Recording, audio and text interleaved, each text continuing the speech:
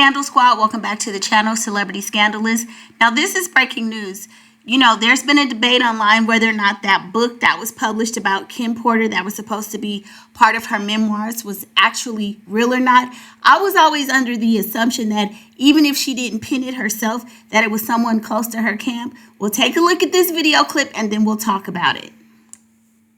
I know you did mention what was on the flash drive before. Would you be able to kind of go over that now, or is that something that you can't discuss? No, we're trying to discuss that now, what we will be able to talk to in terms of what was available and what was on those flash drives. Okay. But it was the book, So it is Kim Porter's book, but not necessarily some of the stuff with the celebs that were mentioned besides.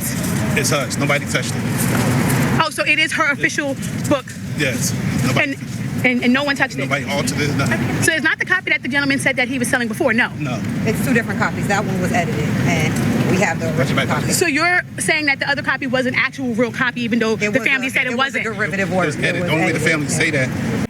So the guy that you see walking there is one of the new witnesses that has recently talked to the grand jury. And the woman beside him is Ariel Mitchell. She's the attorney that was trying to broker a deal because, remember, she said she had access to, or she was representing a client who had a tape with Diddy on it, having relations with possibly an underage person, or, you know, just doing some kind of freak off stuff. So she's the attorney who was going on talking about the fact that, you know, she was trying to do the, you know what they call it, the catch and kill. Yeah, so that's the attorney, Ariel Mitchell. So let's get into this article that's being published by TMZ, and this just came out today, late this evening. It says the grand jury is talking to the new witness who has the Kim Porter diary. So initially, when I heard the story, I didn't think that Kim Porter had necessarily penned it, but I felt that it was somebody pretty close to her who had access and knowledge of her history with Diddy. So it looks like it could possibly be true. A man who claims he has tapes from Diddy's parties and the real Kim Porter memoir says he's been subpoenaed by a federal grand jury. We got attorney Ariel Mitchell and her client Courtney Burgess Thursday outside of the federal courthouse in Lower Manhattan, and they told us they've just finished testifying for the grand jury. Courtney says he was initially contacted by agents from the Department of Homeland Security, one of the federal agencies involved in the Diddy criminal case. Mitchell says her client was subpoenaed, and she claims they have evidence to corroborate some of Courtney's allegations. He's previously done interviews claiming he has or has seen salacious videos of Diddy and his celebrity friends. Plus, he says he has the unedited version of the diary allegedly written by Kim, Diddy's late ex-girlfriend and mother of his 4 kids. Sources with direct knowledge tell TMZ the subpoena from federal prosecutors asked Burgess to turn over all records, including thumb drives, hard drives, electronic storage devices, or devices containing videos and or other files depicting Diddy. Sounds like it was a busy day in court for Ariel and Courtney, because she also told our photog they were going to a separate hearing to determine what, if any, evidence they needed to turn over to the feds. Diddy's already locked up on charges of trafficking, racketeering, and transportation to engage in illicit affairs and has pleaded not guilty.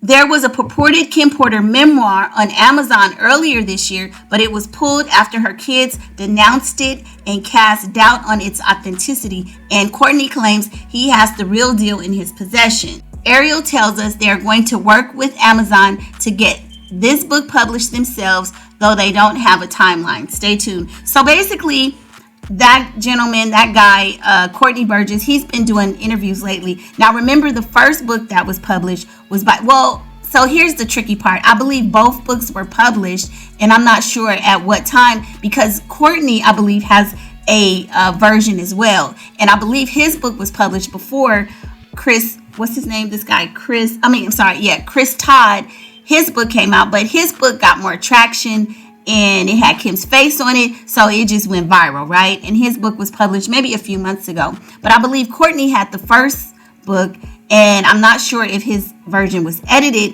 but what we're hearing now is that it sounds like there was actually something on a thumb drive and it fell into somebody's hands. And it sounds like Courtney is saying that he has the original copy, and just from what I'm hearing on different interviews, it sounds like he was working with Chris, the white guy, actually got his hands on it as well. And he was just able to edit it and get it out there faster, and it sold, And so I'm sure now Chris is coming out.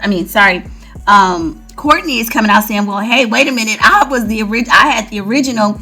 And so ultimately, what I'm saying is that it sounds like even though Kim Porter's family, her children are coming forward saying these allegations and the things in the book are not true, that it's possible it could be true. Now, the fact that they appeared before the grand jury makes me feel that there's a lot more validity. Now, I did a video about this about a month ago, maybe a month and a half ago, when I was, talking about Chris Todd. I actually talked to Chris Todd, the gentleman who did the book, and released it on Amazon. I had a call with him, and I was supposed to do an interview with him, but I was just like, whatever, because he's, I don't know. It was just, I did talk to him, and I thought that there had to be some truth. I didn't feel that Kim necessarily wrote it, but I felt that it was somebody close to her who had knowledge of her relationship with Diddy. And when I did speak to Chris Todd, he told me that there were actually pictures, on the drive. If this man is going to appear before the grand jury and testify that he has some form of something that was belonging to Kim Porter, I think that there's some validity to it. Because for one, when you're going in front of the grand jury, you're going under penalty of perjury. You could face some heavy fines, if not jail time, if you are found to be lying. So if he would go that far and put his self in jeopardy, and that's the same thing I told Chris Todd. Like, that's why I did believe that there was some truth to what he was saying, because, anytime you're dealing with the law, especially a case this big where you got Homeland Security, federal agencies involved, it's just kind of hard to lie. That's like something you don't want to do.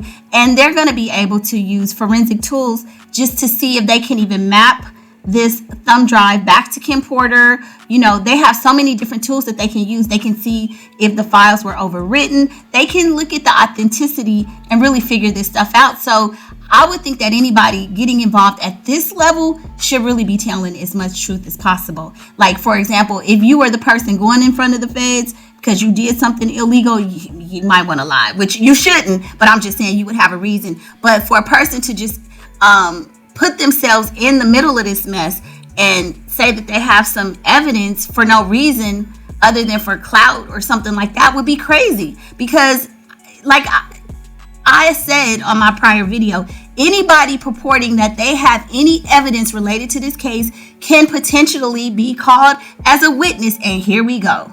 A lot of the people that are going out doing interviews saying they have firsthand knowledge and experience and blah, blah. Like, you are just one phone call or one subpoena away from testifying or being in front of the grand jury yourself. So this, to me, is another piece of evidence that this diary, this thumb drive, could actually be something from Kim Porter's estate, something that she was working on prior to her death. Now, maybe a lot of people didn't know about it, and I'm sure a lot of people didn't know about it, because if all of these things that they're saying about Diddy is true, she would want to keep this under wraps. She would not want him to know. But it sounds like if this man, Courtney Burgess, is going in front of the grand jury and testifying, and Ariel Mitchell is putting her law, I can't imagine that she would be representing somebody in front of the grand jury, putting her law license on the line, possibly getting disbarred for lying about something like this.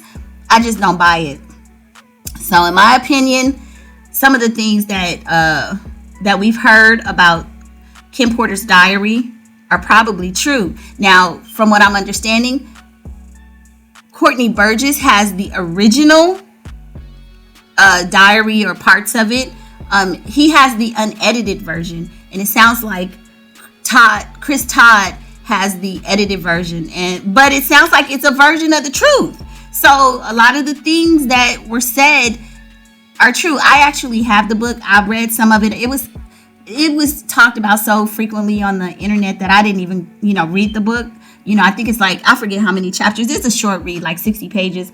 But it sounds like Chris Todd took the book and he X'd out some information and he didn't present everything. He didn't put all of the names, and it sounds like he didn't even put all of the things that were on the original thumb drive. Now I don't know if he even got the original, or if he even received an edited version. I don't know.